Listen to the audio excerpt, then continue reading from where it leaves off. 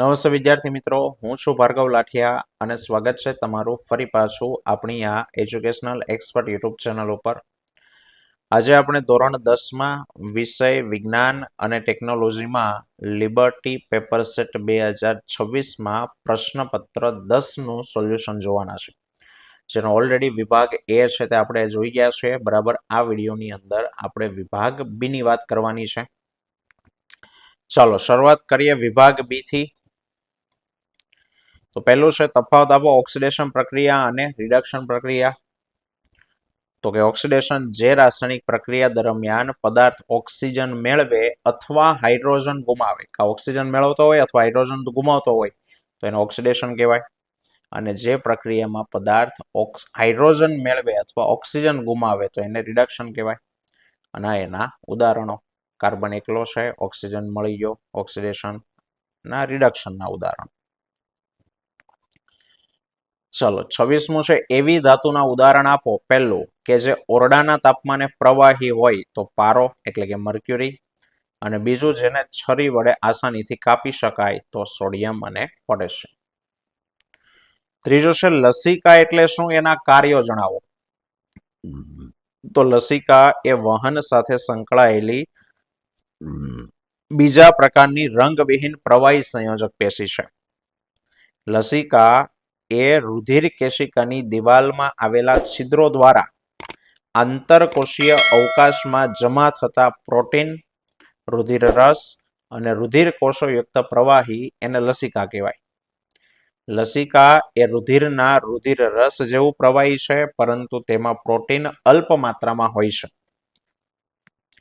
લસિકા આંતરકોષીય અવકાશમાંથી આંતરકોષીય વાહિકા દ્વારા લસિકા વાહિનીઓમાં પસાર થાય અને અંતે મોટી શિરામાં રહેલા રુધિરમાં છે તે ભળી જાય છે. કાર્યોની વાત કરીએ તો પહેલું છે નાના આંતરડામાં પાચિત ચરબીનું શોષણ અને વહન કરે છે અને બાહ્ય આંતરકોષીય અવકાશમાંથી વધારાના પ્રવાહીને ખેંચીને રુધિરના પ્રવાહમાં પાછું મોકલે છે. આ એના કાર્યો. 28મું કહે છે કે રીમા અને અનિલ લગ્ન પછી 2 થી 3 વર્ષ સુધી બાળકો ન રાખવાનું નક્કી કરે છે. તો તેઓએ કોના માર્ગદર્શન હેઠળ અને કઈ પદ્ધતિઓ અપનાવી શકે, 2 રીતોનું ઉદાહરણ આપો. તો કે તેઓ ડોક્ટરના માર્ગદર્શન હેઠળ યાંત્રિક અવરોધ, શસ્ત્રક્રિયા જેવી રીતો અપનાવી શકે. બરાબર, જેમાં કોઈ પણ 2-3 માંથી 2 મેં અહીંયા લખી છે. યાંત્રિક અવરોધ તો કે આ પદ્ધતિમાં પુરુષમાં શિશ્ન પર નિરોધ અથવા સ્ત્રીમાં યોનિ માર્ગના પડદા પહેરવાથી શુક્રકોષોને અંડકોષ સુધી પહોંચતા અટકાવી શકાય.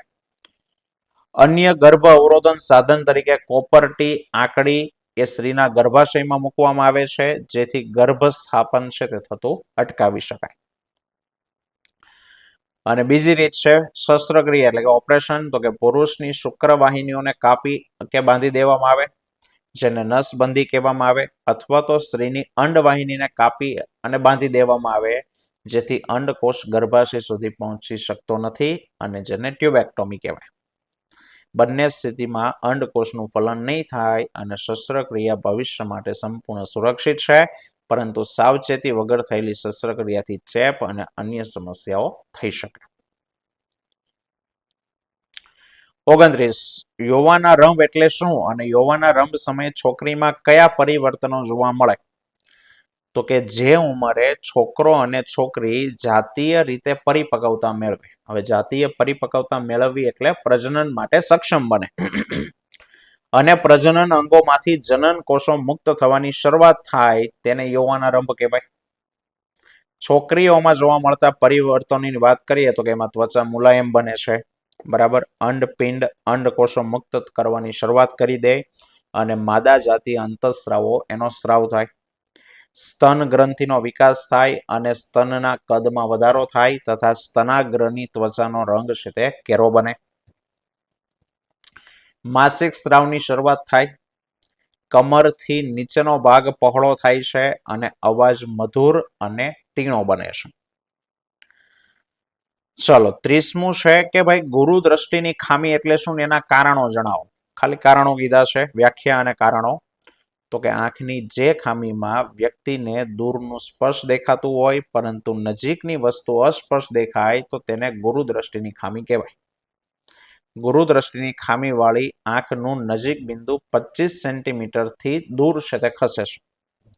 અને આ ખામી ઉદ્ભવવાના કારણોમાં તો કે આંખના લેન્સની વક્રતા ઓછી હોવાથી, અથવા તો લેન્સની કેન્દ્ર લંબાઈ વધુ હોવાથી, અને બીજું આંખનો ડોળો નાનો થવાથી આ ખામી ઉદ્ભવે.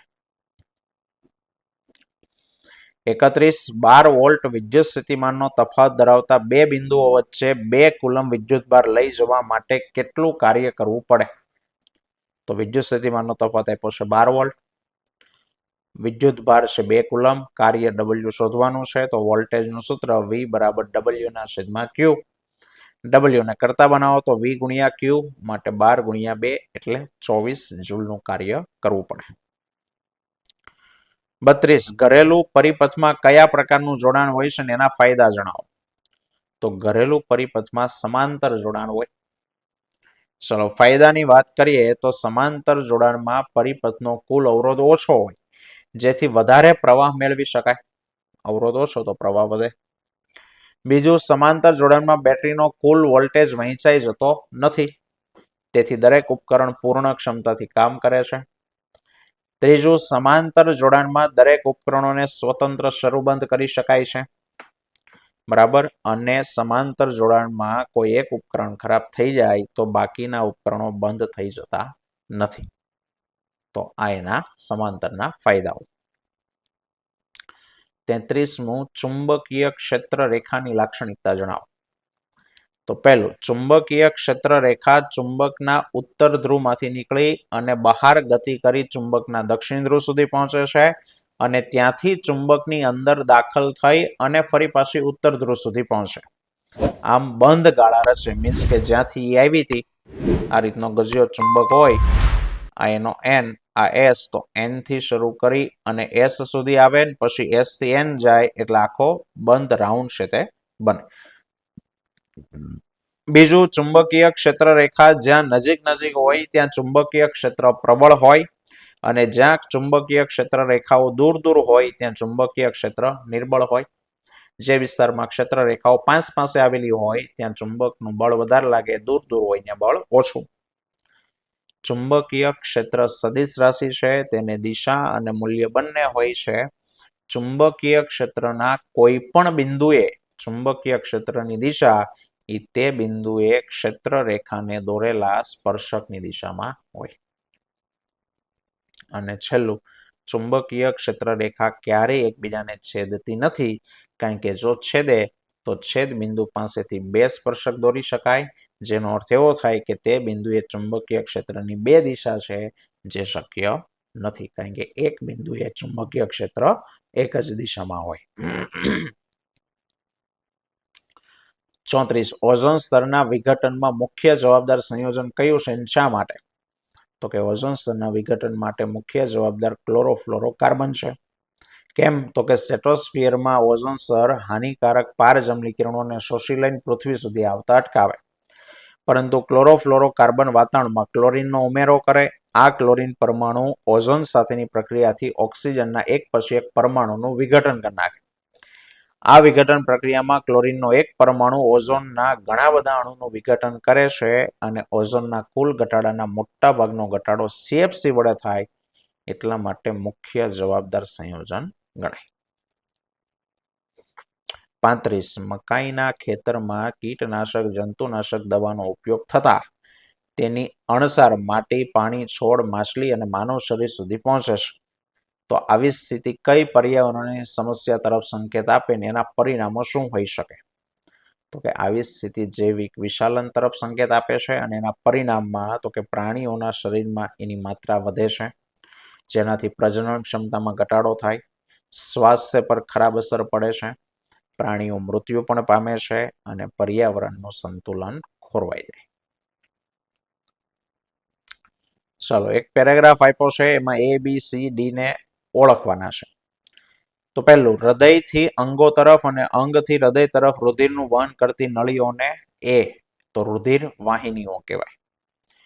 રુધિર એ રુધિર વાહિનીઓ દ્વારા આખા શરીરમાં ચોક્કસ માર્ગે વહન પામે છે. રુધિર વાહિની 3 પ્રકારની છે: ધમની, શિરા, રુધિર કેશિકા. જેમાં B ની દિવાલ જાડી અને સ્થિતિસ્થાપક હોય તો B છે ધમની. કારણ કે રુધિર હૃદયમાંથી સી દબાણે એટલે કે નીચા દબાણે નીકળે છે, ઊંચા દબાણે, નીચા નહીં, ઊંચા દબાણે છે તે નીકળે છે. અને ડી વિવિધ અંગોમાંથી રુધિર એકત્ર એટલે શિરા આવશે, ડી તરીકે શિરા. પાછું હૃદયમાં લાવે છે.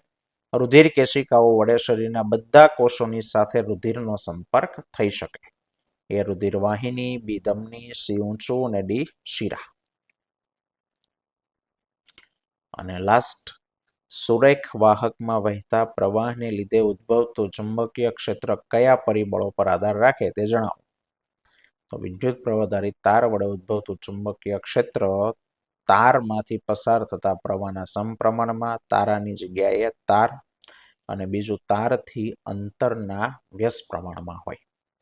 આ બાબતો ઉપર આધાર રાખે. બરાબર. તો મિત્રો આ તો વિભાગ બી નું સોલ્યુશન. આવતા વિડીયોમાં ફરી પાછા મળીશું. ત્યાં સુધી જય હિન્દ, જય ભારત.